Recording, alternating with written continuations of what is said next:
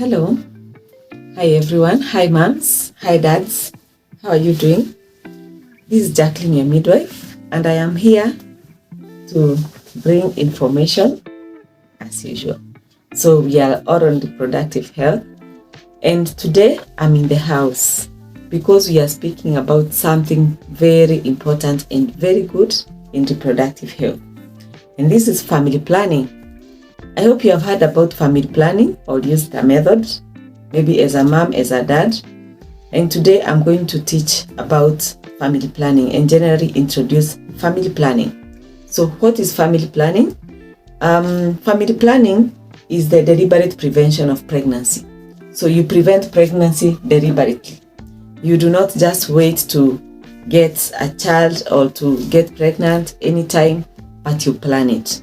So remember, it is very important to implement very responsible reproductive health behavior so that we may have control over what we do and also be able to organize ourselves. So I want to classify the methods, and I will classify them as natural and artificial, because we have methods that we do not interfere with our body. We just study the body. And there are other methods that we use, either medications or devices, to ensure that family planning takes place or to prevent conception. Okay, so natural methods. Natural methods are methods whereby you just deal with your body as it is. You do not use anything, but you study or use your knowledge to prevent conception. So these natural methods, we will be analyzing them each to ensure that we get more knowledge about them.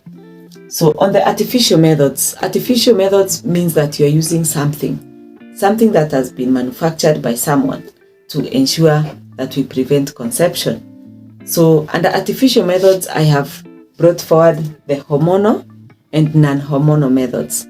Remember, conception is all about hormones.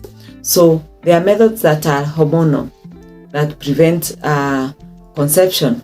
There are other methods that do not use hormones. So you are not given any hormone, but something is still used to ensure that we do not conceive. So these are called non-hormonal methods, where we don't use any hormone. So today we want to explore the benefits of family planning. Why do you want to do family planning? What is the purpose, and why talk about them anyway? Why study about them?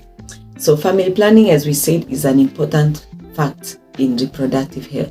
Very important, because it determines a lot of things which could happen. Some are health related, others are economical, and so many things, and even social.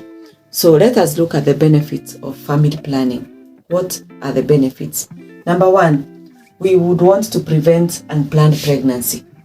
Unplanned pregnancies are very common, and statistics have shown they are very common. Many people, including married and unmarried, they are getting children, unplanned pregnancies.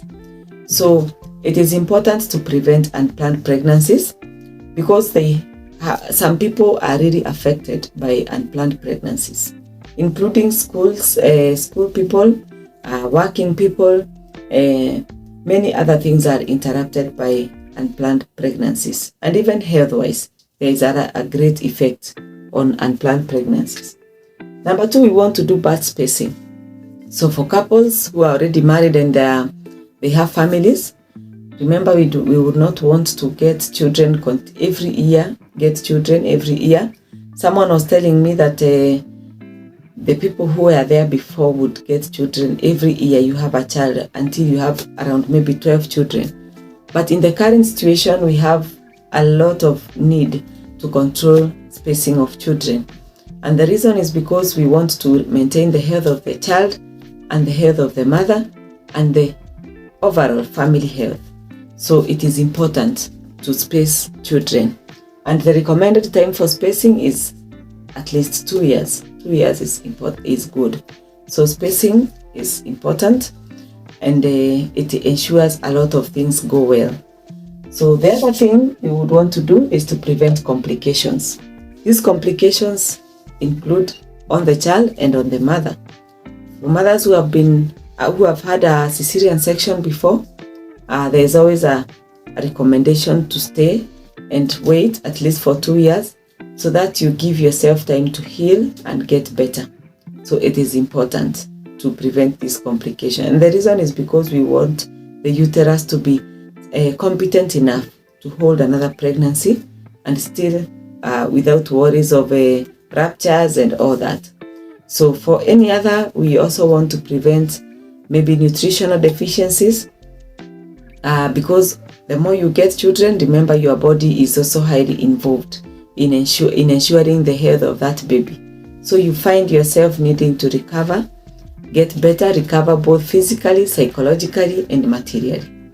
The other thing that we want to prevent with this is the child's malnutrition, because the moment you get pregnant and it was not planned, maybe it is too soon, you realize that the previous baby may have to stop breastfeeding before the time that they are required to stop.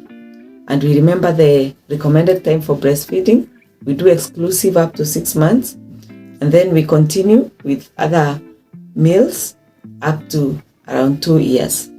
So this can only be achieved with effective family planning and birth spacing. So something else we want to do is to prevent some STIs, sexually transmitted infections. So sexually transmitted infections may be prevented with some family planning methods, and the most known method is the condoms. So condoms are good and they help in preventing sexually transmitted infections when used effectively. So we shall analyze that later. So also another point about family planning, why we want to do family planning, is women empowerment. So we are living in a world whereby women are highly empowered. Many of them are breadwinners, helping their family and also their extended families. So a woman would want to complete their career life and make it well, including studies, including work life, work and parenting life. We need to strike a balance between work and parenting. So for this to be possible, we need to plan pregnancies so that the woman does not get pregnant when they are under a major transition or a major phase of life where they need to concentrate on also something else, or concentrate on parenting a few children as they continue with their career life. So women empowerment is a great fact, and a woman who gives birth continuously and does not use family planning may find themselves failing on the other side of career development or their work development. So this is very important to have family planning implemented effectively. The other thing we are looking at is the economic stability. So economic stability is both the government and also a whole family, and also the government or the country. Can be individual, it can be family, it can be country. So we would want to have people who are not poor because of having too many children that are not parented in the right way. Remember, when we are economically suppressed, nutrition will also be a problem, education will be a problem, healthcare will be a problem. So economic stability is a good thing that we support through effective family planning. The other thing we would want to do is prevention of unsafe abortions. Unsafe abortions, they are brought forth by failing to plan ourselves well. So the unresponsible sexual behavior. So you find women get pregnant and they did not want to get pregnant at that time. So in simple, it is a project of unplanned pregnancy. So that is when we get unsafe abortions. So it is important to prevent pregnancy when it is not required. And that is why we want to do family planning. So guys, we would want to continue and discuss these methods each and discuss them on how they are used, side effects, and who should use them.